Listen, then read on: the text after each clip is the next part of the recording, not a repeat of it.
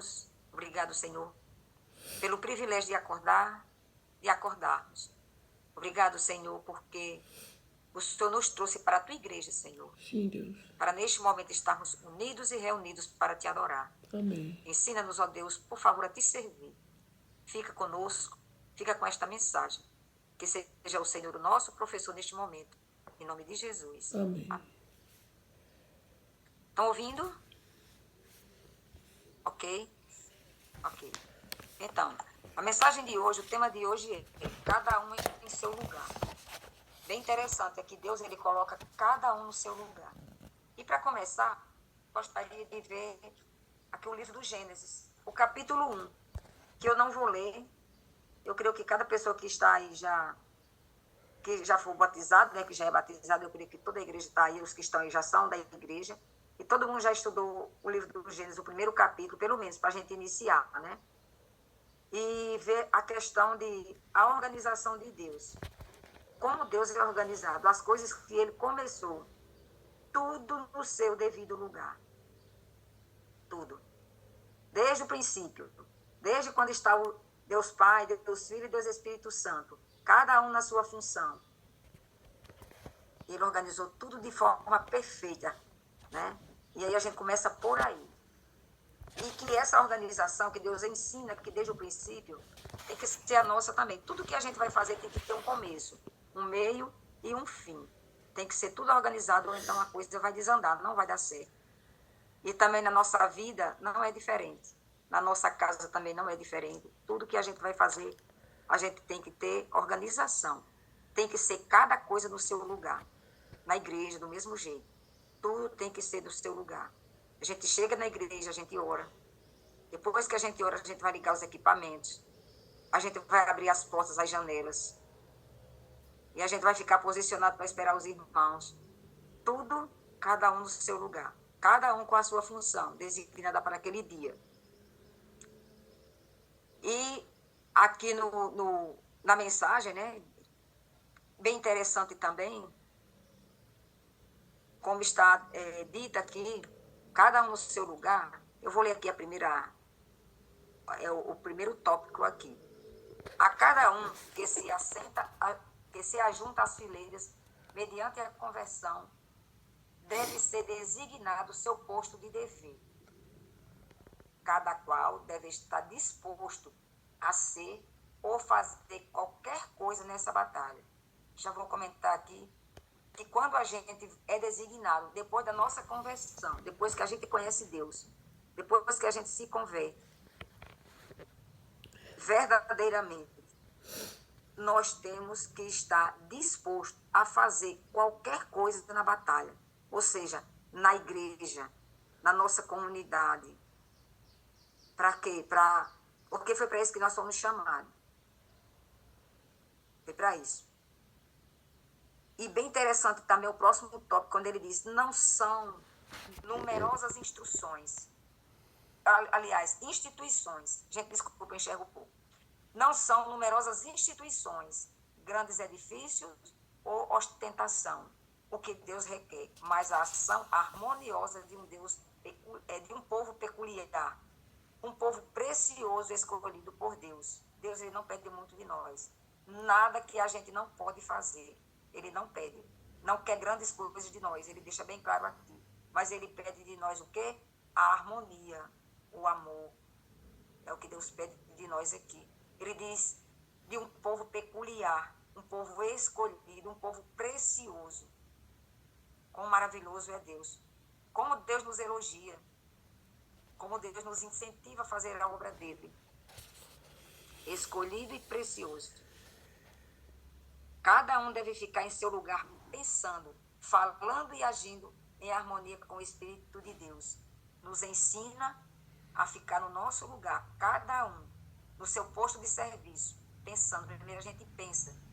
Primeiro a gente fala com Deus. A gente pede as orientações de Deus, do Espírito Santo de Deus, em harmonia com o que o Espírito Santo de Deus nos ensina. Ele diz, então, e não antes, será a obra um todo, completa e simétrica. Maravilhoso, né? Que mensagem maravilhosa aqui. Como Deus ele nos ensina a trabalhar na obra dele. A força de um exército pode ser medida especialmente pela eficácia dos homens que compõem suas fileiras. Um general capaz de instruir seus oficiais e exercitar todos os soldados para o serviço ativo. Procure desenvolver o mais alto grau de eficiência da parte de todos. Se ele devesse depender apenas dos oficiais, nunca poderia esperar dirigir com êxito uma campanha. Então, ele conta com todos. Deus, ele conta com todos, né? Desde o primeiro do que está na hierarquia, a começar por cima, né? E com todos os soldados, porque se for escolher só, digamos que o pastor para trabalhar sozinho, só o ancião para trabalhar sozinho na igreja, ele não vai conseguir colocar as coisas em ordem, porque não vai ter como. Então, ele conta com todos, todo o exército ali que foi trazido por Deus, que foi chamado por Deus. Deus, ele conta com todos, para que todos juntos, né? Se não for com todos juntos, ninguém vai conseguir, com êxito, né, fazer o trabalho de Deus. Ele conta com os serviços leais e infatigáveis de cada homem em seu exército. Esse nome aqui é bem interessante, infatigáveis. Ele conta com todos, infatigáveis, né? Com aqueles que realmente querem fazer, que não se cansam, que estão sempre dispostos a fazer a obra de Deus. E está muito difícil, gente, a gente fazer a obra de Deus, porque o campo missionário tem para a gente trabalhar, mas não tem pessoas para irem ao campo. Muitos que aqueles que estão realmente infatigáveis, que a gente, quando está disposto realmente a fazer, muitos estão doentes. Então, a gente também tem que ter muito cuidado com a nossa saúde, né? Muito cuidado, para que a gente não venha cansado no caminho, né? Quando a gente adoece, a gente não consegue fazer nada. E tem outros que estão aí cheios de saúde, mas já estão cansados, antes mesmo de fazer alguma coisa, né? Então, assim, o exército, ele fica incompleto. Fica incompleto. Aqui, olha, a responsabilidade repousa em grande parte sobre aqueles que compõem as fileiras. Todos nós que compomos as fileiras de Deus, nós somos responsáveis também. Todos nós. Desde o maior até o menor. Todos são responsáveis. Não só é o líder. Na igreja não é só o líder responsável pelas atividades da igreja, pelos evangelismos, pelos estudos, pelas visitas. Não só o líder, não só o pastor, mas todos. Cada pessoa pode contribuir com alguma coisa. Como já sempre é dito todos os dias aí. Que se não sabe se expressar, fica calado, mas entrega um panfleto, entrega um livro, acompanha alguém que vai fazer uma visita, que vai dar um estudo, mesmo calado, mas ele está pregando, porque ele está acompanhando. Então, no momento que alguém sai com um de nós para dar um estudo, mesmo ele calado, ele também está contribuindo com a obra de Deus, porque é em dupla. Então, se todos dois não falam, mas pelo menos um vai ter que falar. Então, vale.